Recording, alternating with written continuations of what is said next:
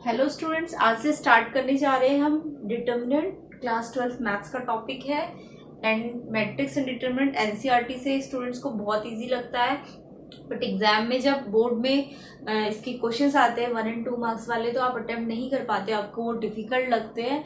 तो वो एक्चुअल में जो क्वेश्चंस होते हैं उसके लिए आपको डिटर्मिनेंट एंड मैट्रिक्स की प्रॉपर्टी पता होनी चाहिए। एंड अब प्रॉपर्टी आप समझ जाओगे तो आप 1 और 2 मार्क्स वाले क्वेश्चन इजीली अटेम्प्ट कर सकते हो।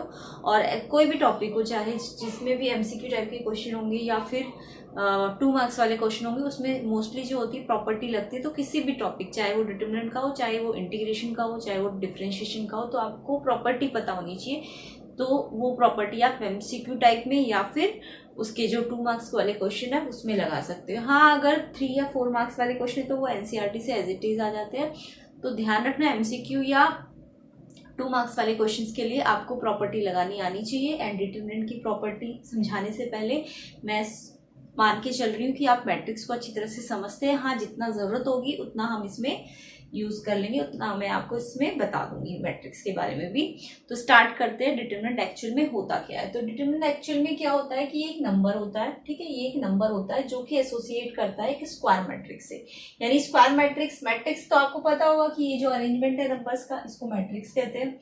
तो मैट्रिक्स में एक्चुअल में ये जो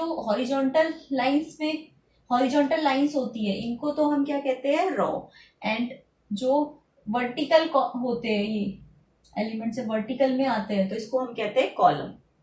तो एक मैट्रिक्स के अंदर रो और कॉलम में एलिमेंट्स क्या होते हैं, अरेंज होते हैं। तो रेक्टेंगुलर अरेंजमेंट होता है, ऐसे करके आप इसमें ब्रैकेट लगाते हो तो ये मैट्रिक्स है। एंड इसकी शॉर्ट फॉर्म ये होती है matrix A equals to A element के लिए सारे एलिमेंट्स है इसके, तो ए एलिमेंट्स ith रो और jth कॉलम। एंड ये क्या है, एम क्या है, कितने इसके अंदर रो है। जैसे इस मैट्रिक्स में आपको दिख रहा है 2 रो है ना। इस मैट्रिक्स के अंदर नंबर ऑफ रोज कितनी है, एक ये रो है और एक ये रो है, तो इसके अंदर 2 रो है। एंड कॉलम कितने हैं, ये भी 2 है। तो ये मैट्रिक्स एक्चुअल में 2 इंटू 2 ऑर्डर का है, ठीक है। और जब ना एम एन के इक्वल हो, जब एम एन के इक्वल हो, यानी कि number of row equals to number of column हो, तो उस मैट्रिक्स को हम स्क्वायर मैट्रिक्स कह देते हैं। तो यहाँ पे आपको दिख रहा है जितने नंबर ऑफ रो है उतने ही नंबर ऑफ कॉलम है। तो इस अरेंजमेंट में जितने नंबर ऑफ रो है एंड उतने ही नंबर ऑफ कॉलम भी है। तो इस टाइप के मैट्रिक्स को या तो 2 इंटू 2 ऑर्डर का होगा या 3 इंटू 3 ऑर्डर का होगा, तो वो कैसा मैट्रिक्स होता है, वो स्क्वायर मैट्रिक्स होता है। तो क्योंकि एम एन के इक्वल है तो हम इसका जो ऑर्डर है, वैसे मैट्रिक्स का ऑर्डर होता है एम मल्टीप्लाई एन। मल्टीप्लाई करके नहीं दिखाते, जस्ट ऐसे लिख देते हैं। बट क्योंकि इसमें एम और एन इक्वल है तो हम इसे या तो एम ऑर्डर बोल सकते हैं, ये अगर एम इंटू एन ऑर्डर है, और अगर एम एन के इक्वल है तो हम इसे या तो जस्ट एम ऑर्डर का बोल सकते हैं या फिर एन ऑर्डर का। तो अगर रो और कॉलम अलग अलग है तो आप इसका ऑर्डर एम इंटू एन करके लिखेंगे। बट अगर रो एंड कॉलम सेम है, रो एंड कॉलम सेम है, यानी स्क्वायर मैट्रिक्स है, तो आप उसके ऑर्डर को जस्ट एन ऑर्डर का कह सकते हो या जस्ट एम ऑर्डर का। तो जैसे हमारे को इसमें दिख रहा है कि ये ऑर्डर 2 इंटू 2 है, तो इस मैट्रिक्स का अगर ऑर्डर पूछा जाए तो ये, क्योंकि एक स्क्वायर मैट्रिक्स है, तो इसका जो ऑर्डर है वो जस्ट एन से शो होगा। तो ऑर्डर इस वाले मैट्रिक्स के लिए क्या माना जाएगा, 2, ठीक है। अगर ये 3 इंटू 3 होगा तो इसके लिए ऑर्डर क्या माना जाएगा, 3। तो ये ध्यान रखना, स्क्वायर मैट्रिक्स के लिए कंडीशन भी याद रखनी है, एम इक्वल्स टू एन, यानी number of row equal to number of column. And अगर रो और कॉलम सेम है तो हम इसे 2 बार ना लिख के सिर्फ एक ही बार लिख देते हैं कि इसका ऑर्डर एन है, ठीक है। अब तो मैट्रिक्स के बारे में तो आपको पता चल गया क्या होता है मैट्रिक्स। तो डिटर्मिनेंट क्या होता है, अगर इस मैट्रिक्स को मैं ऐसे साइन से चेंज कर दूं, ये ब्रैकेट की जगह अगर ऐसा साइन लगा दूं, एलिमेंट्स को सेम ऐसे ही लिख दूं, ठीक है। तो जब मैंने ऐसा साइन लगाया इस पे, इसको मॉडुलस नहीं कहेंगे, इसको डिटर्मिनेंट का साइन कहेंगे। तो हम इसे ए नहीं बोलेंगे, अब हम इसे डिटर्मिनेंट ए बोलेंगे। क्या बोलेंगे, डिटर्मिनेंट ए। इसे अभी मैट्रिक्स ए बोलेंगे क्योंकि इसमें ऐसा साइन है, ये अरेंजमेंट है, ये कोई नंबर नहीं है। बट जब आप ऐसा साइन लगा देंगे ना तो ये अब अरेंजमेंट नहीं रह जाएगा, अब ये क्या हो जाएगा, एक नंबर। और वो नंबर रियल भी हो सकता है एंड कॉम्प्लेक्स भी हो सकता है। तो डिटर्मिनेंट ए कैसे फाइंड करेंगे, इस कि इस एलिमेंट को इस एलिमेंट से मल्टीप्लाई कर देना है एंड बीच में माइनस का साइन लग जाएगा, फिर इस एलिमेंट्स को इस एलिमेंट से मल्टीप्लाई कर देना है। पहले इस वाले को लिखना है और बाद में इस वाले को लिखना है और बीच में माइनस का साइन आएगा। ठीक है, ठीक है, ये तो 2 into 2 ऑर्डर के लिए, जब ऑर्डर जस्ट 2 होगा तो ये जो आंसर आएगा ये कंप्लीट एक आंसर होगा, ये एक वैल्यू होगी, एक नंबर होगा, रियल भी हो सकता है, कॉम्प्लेक्स भी हो सकता है। तो ये क्या होता है, डिटर्मिनेंट होता है। इसका ऑर्डर क्या होगा, अगर ये वाला है तो इसका ऑर्डर कितना है, रो भी 2 है और कॉलम भी 2 है, तो इसका ऑर्डर क्या होगा 2।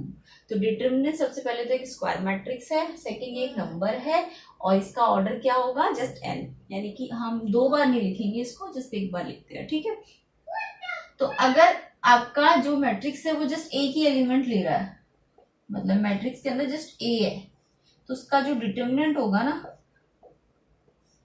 उसका जो इस ब्रैकेट को हटा के हम ऐसा साइन लगाएंगे डिटर्मिनेंट के लिए, तो ये a जो होगा a के ही क्या हो जाएगा, इक्वल हो जाएगा। यानी 2 वाले में आप ऐसे मल्टीप्लाई करते हो और एक्सपेंशन करते हो, ये क्या होता है एक्सपेंशन, और उसके बाद आपको इसका रिजल्ट मिल जाता है। बट जब ये सिंगल एलिमेंट, यानी ये कैसा मैट्रिक्स लिया है, 1 रो है और 1 कॉलम है, 1 रो और 1 कॉलम है, तो 1 into 1 ऑर्डर, यानी इसका ऑर्डर मैं कहूँ तो कितना होगा 1।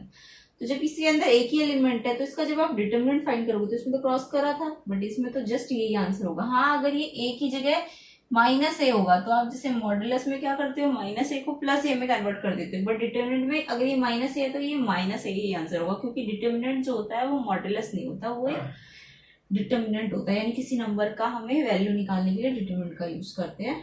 किसी भी मैट्रिक्स को अगर हम ऐसे साइन दे रहे हैं तो वो मॉडुलस नहीं है, वो क्या है, वो एक नंबर आएगा, और अगर वो 1 into 1 का है तो वो नंबर जस्ट जैसा है, प्लस है तो प्लस में आ जाएगा, माइनस है तो माइनस में आ जाएगा। तो डिटर्मिनेंट के बारे में आपको पता चला कि डिटर्मिनेंट मैट्रिक्स से ही बना है, बट मैट्रिक्स तो एक अरेंजमेंट होता है जबकि डिटर्मिनेंट एक वैल्यू होती है, और ये 2 into 2 में ऐसे एक्सपेंड होता है एंड 1 into 1 में ये ऐसे एक्सपेंड होता है। ठीक है, तो ये डिटर्मिनेंट होता है।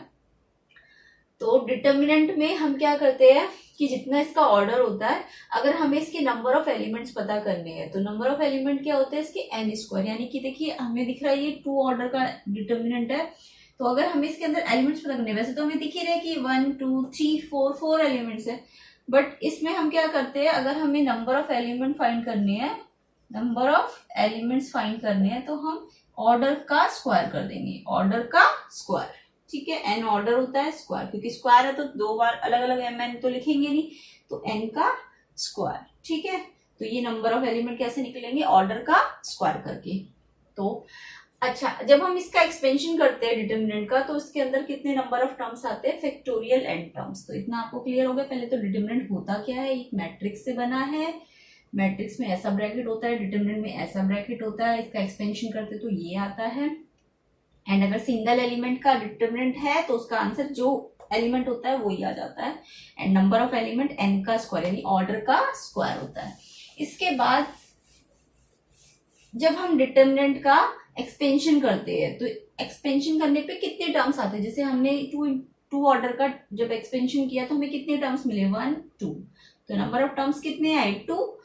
तो एक्सपेंशन को अगर मुझे सिंपली निकालना है तो number of terms in expansion कितना होगा, number of terms in expansion, यानी कि जब डिटर्मिनेंट को आपने एक्सपेंड किया, एक्सपेंशन ही तो है, तो जब आपने एक्सपेंशन किया तो नंबर ऑफ टर्म्स कितने आएंगे, फैक्टोरियल n। तो जैसे मैंने ये कितने ऑर्डर का लिया है, फैक्टोरियल n कितना लिया है, इसमें 2 लिया है ना, ये 2 into 2 था, तो इसको जस्ट एक बार 2 लिखते हैं, तो ये फैक्टोरियल 2। तो यानी कि इसके अंदर फैक्टोरियल 2 को आपको सॉल्व करना आता है 2 into 1, तो 2 1 जा 2, यानी इसके अंदर कितने टर्म्स है इसके एक्सपेंशन में, जब हमने इसको एक्सपेंड किया तो इसके अंदर कितनी टर्म्स आई है 2।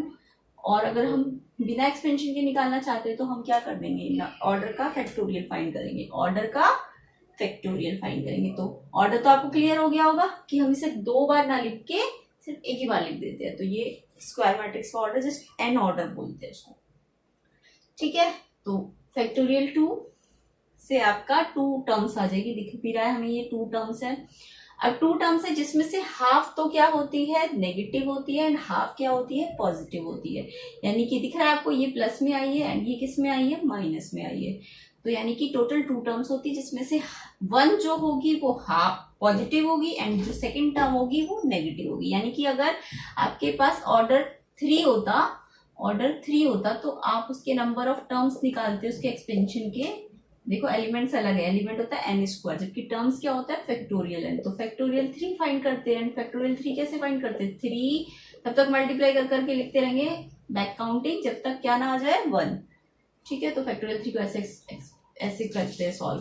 तो 3 2 जा कितने, जब आप एक्सपेंशन करेंगे ना 3 इंटू 3 वाले ऑर्डर का, तो उसमें कितने टर्म्स आएंगे उसके एक्सपेंशन के अंदर, उसके अंदर एलिमेंट्स नहीं बोल रहे, उसके जो एक्सपेंशन होगा उसके अंदर कितने टर्म्स आएंगे, 6, जिसमें से 3 नेगेटिव टर्म्स होंगी और 3 ही क्या होगी, पॉजिटिव टर्म।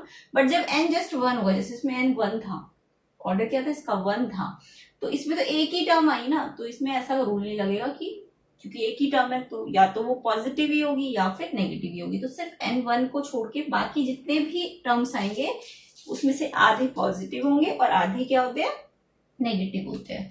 तो ये पॉइंट भी आपको समझ आ गया होगा कि एक्सपेंशन करने पे डिटरमिनेंट का हमारे पास कितने टर्म्स आते हैं, फैक्टोरियल n, यानी n इज ऑर्डर, तो फैक्टोरियल n टर्म्स मिलेंगे जिसमें से हाफ नेगेटिव आएंगी हाफ पॉजिटिव आएंगी, एक्सेप्ट n इक्वल टू 1 नहीं होना चाहिए। नेक्स्ट जो है ये तो सिंपल है, अगर आप कोई भी डिटरमिनेंट को सॉल्व करते हो, सॉल्व करना आपको समझ आ गया, ऐसे एक्सपेंशन करके इसको सॉल्व करेंगे। तो जैसे मैं एग्जांपल दे देती हूँ, ये नोट करते जाना साथ साथ, इस वाले पॉइंट को समझते हैं। स्क्वायर मैट्रिक्स सिंगुलर कब होता है, जब उसका डिटरमिनेंट फाइंड करते हो 0। तो मैंने एक मैट्रिक्स लिया सबसे पहले, तो 2 5 3 1 मान लीजिए मैट्रिक्स है। अब मैं इसका डिटरमिनेंट करूंगी तो इस ब्रैकेट के प्लेस में क्या साइन लगा देंगे, ऐसा, ठीक है, स्ट्रेट लाइन वाला।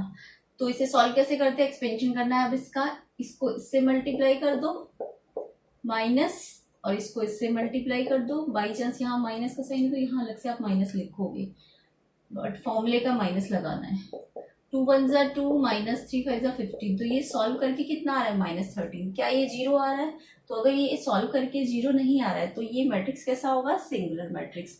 बट अगर ये सॉल्व करके 0 आ जाता, सॉरी, अगर ये सॉल्व करके 0 आ जाता तो ये क्या होता, सिंगुलर मैट्रिक्स। बट ये 0 नहीं आया तो इसलिए ये कैसा है, ये कैसा है, नॉन सिंगुलर मैट्रिक्स। तो ये मैट्रिक्स जो है ये कैसा है, नॉन सिंगुलर मैट्रिक्स। तो आपको पूछा जाएगा कि मैट्रिक्स बताइए सिंगुलर है या नॉन सिंगुलर है, तो आप उसके लिए मैट्रिक्स का कुछ नहीं करोगे, आप उसका डिटरमिनेंट फाइंड करोगे।